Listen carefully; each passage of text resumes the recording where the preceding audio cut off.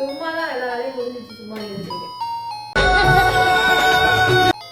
எல்லா வேலையும் முடிச்சிட்டியா? பாட்டிக்கு சாப்பாடு கொடுத்துட்டியா? அதெல்லாம் கொடுத்தாச்சு. அப்போ கூப்பிடமான அக்கா கூட எதுவும் பண்ணணுமா பண்ணக்கூடாது? பண்ணலாம், ஏதாவது கொடுத்தாதான் செய்ய முடியும். ஒண்ணுமே கொடுக்காம அதை செய்யலாம் இது செய்யலாம்.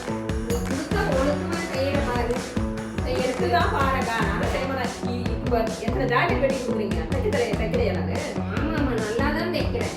நல்லா தைக்கிறேன். சூப்பரா தைக்கிறேன். சாக்குடு இல்லைன்னா செல்லுக்கு ரீசார்ஜ் பண்ணி வறுமைய சொன்னதில்லை நீ வாடிமானா நீ முடிச்சிட்டியா? நான் உட்காந்துட்டேன் சரியா? நான் மட்டும் தைச்சேன். தைச்சிட்டு இப்போ கொஞ்சம் நான் வெளியே நூலெல்லாம் வாங்கிட்டு வரணும். போயிட்டு வர்றேன். இந்த பாவாடை கேட்டாங்க. வயசானவங்களுக்கு குதிரை வேண்டியதானே?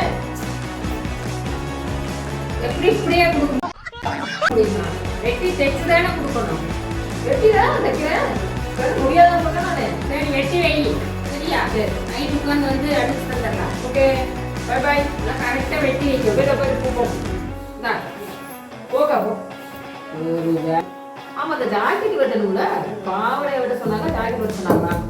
இது எதையோ ஒண்ணு வெட்டுவோம்.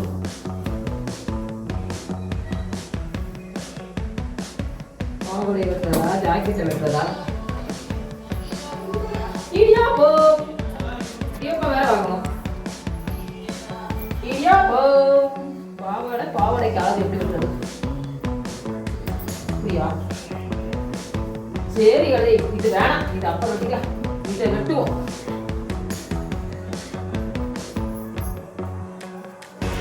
ஆடா வெட்டணும்.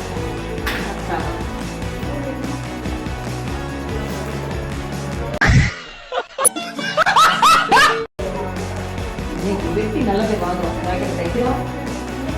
இது கழுத்து, இது கையே,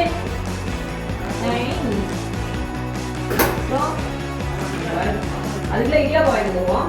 பாவாடை என்னக்கா? பாவாடை வெட்டி வைக்க சொன்னேன். ஜாக்கெட்டு வெட்டி வைக்க அதெல்லாம் வெட்டிட்டு இடியாப்பம் வந்துச்சு. இடியாப்பம் வாங்கிட்டு வந்துட்டு சாப்பிட்டு உட்காந்துருக்கேன். அதான் வெட்டிட்டேன்.